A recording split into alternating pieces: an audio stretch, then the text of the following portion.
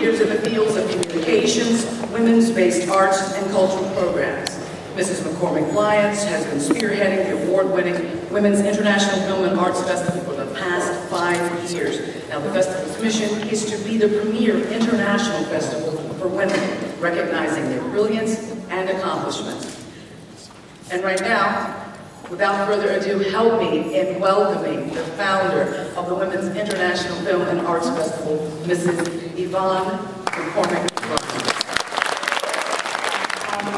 The Women's Film Festival began as an idea to bring women together from around the world, to look at issues that affect us on a global basis, to give women's voice and women's visions a chance to be seen and heard. And, you know, you might ask, why is that so important? And I tell you it's important because most people are unaware that women only make up 5% of directors. If you were to go to the Directors Guild of America, those are the numbers that you're going to see. When we move into the production area as producers, the numbers are a little higher. We're now up to like 22%, which of course those numbers are still very low. So our goal as a festival is really to provide a venue for women's visions and dreams and voices to be seen and heard, and to actually try to improve those numbers. You know, as we all know, film and the moving image is a very, very powerful tool. And if we're not behind the camera shaping some of those images, then it's other people describing how we look and how we are and how we talk and who we should be. So we just believe that considering women make up more than 65% of the people who actually go watch the movies, considering it's a multi-billion-dollar industry, that perhaps we should have a little bit more say in it. What do you guys think? Yes.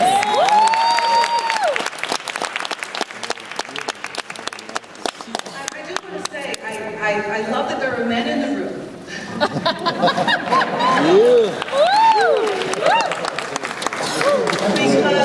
Because we say this festival is for women, but it's also for all who love women. And we know there are a few men out there that love women. So we thank you for your support. And Jo Marie Payton from the 1990s sitcom Family Matters. Chairwoman, and join me in welcoming her to the stage, Ms. Payton.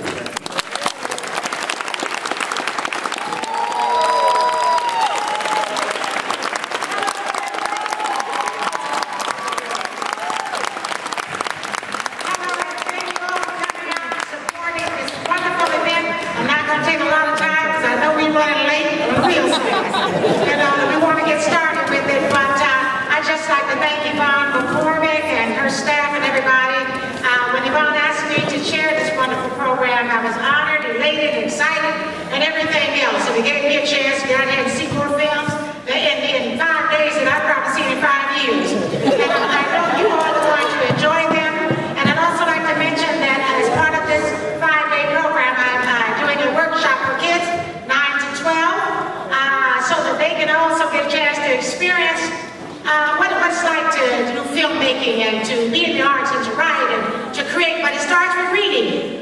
So any of you kids come to my workshop, it's going to be basically about reading.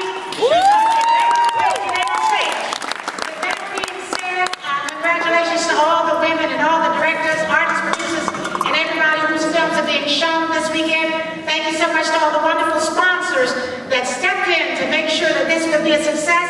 I hope you guys enjoy all these 160 films now. We have over 5 days along with the workshops. I hope I'll see some of you there. I intend to be at as many of them as I can, and I thank you so much. Enjoy the film. Latin Music USA Divas and Superstars was directed by the acclaimed local Emmy Award-winning filmmaker Adriana Bosch.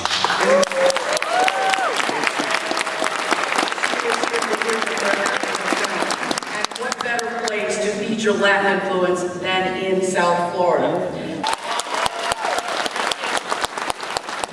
First of all, I'd like to start out by asking you, Latin music is such a diverse genre, and certainly what are you trying to convey here with this film?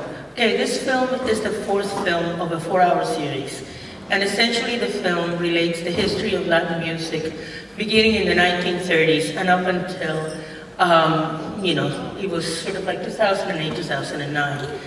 As you can see, a lot of these people that began and exploded into the American cultural scene at the turn of the century and a little later went on to build tremendous careers, and they all are out there now with new projects. So it never really quite disappeared. It went under, it's back up again. We tried to tell the history of the influence of Latinos in American culture. And we thought that one of the places where that influence was most visible and most important was music. So that's why we selected music to be the vehicle by which to tell that story. It is a musical story. I mean, one thing that we have to remember is that the series is about music, and culture sort of takes, and sociology and all of those other themes take kind of a second role. What you see there is a very unique thing, which is kind of a confluence of a lot of factors, including one man, Emilio Estefan, who needs to get his place, you know, who has his place in history but needs to be acknowledged over and over again. And this other man, Tommy Motola, who puts all the resources of Sony Records behind this project. And so they get all these artists and they launch them together, and they create literally an explosion. And through that explosion, they break through the American mainstream, which is so cluttered. And it is really a rare moment in Latin music history. But the fourth program really is the culmination of a long trajectory that really begins in the 30s and goes up, you know, and continues on. And as we go on and as we become more and more integrated into this country, we absorb influences from other people. We give our influences to other people. As you can see, more and more the African American influence gets into Latin music. The Latin music becomes part of African American culture, and we're all, you know, becoming closer as time goes on. We saw a variety of artists in this film. A lot of work went into it. Put into this film. How long did it take you to put this together? What went into it? Well, the series really took 7 years to get funded, which was interesting. When we began to do the series, it was the idea that, you know, it was before Ricky Martin's debut at the Grammys when we first began working with the series. And then the Latin wave exploded. And then years later, somebody took notice and said, well, maybe this is a film that ought to be made. The film itself took about 1.5 years to make. All 4 hours were done at the same time. And, you know, as it is usually the case with these very big series, the real challenge is to do both compression and depth.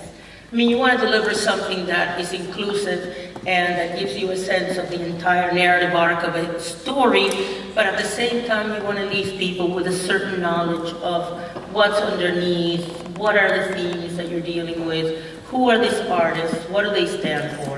And I think that was the real biggest challenge that we faced in making this film. Being that it is a specific genre of music, did you find any difficulty getting backers and producers to put this together? No, we have a long tradition at GVH of music films. Some of the producers here were actually, a couple of the producers were American, and they had come from a series called Rock and Roll.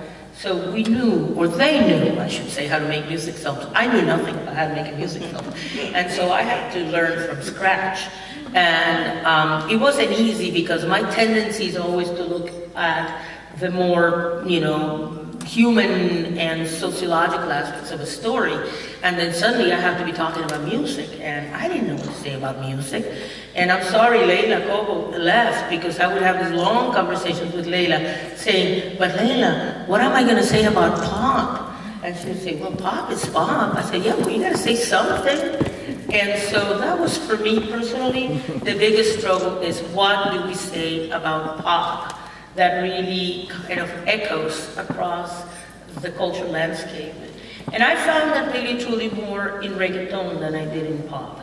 I really, you can see it in the film that, you know, I love pop, and I love our history as Cubans and as Latinos, and how we really, you know, built that whole thing, you know, from nothing, really. From when you look at the beginning, that minimal little thing, Gloria Estefan is going ting, ting, singing, feeling, and then you realize what was built from that. You look back and you really have to take notice what an enormous accomplishment that entire thing was. I love hip hop and I love reggaeton, and you can see that somewhere along the way, that's where my heart comes in the film,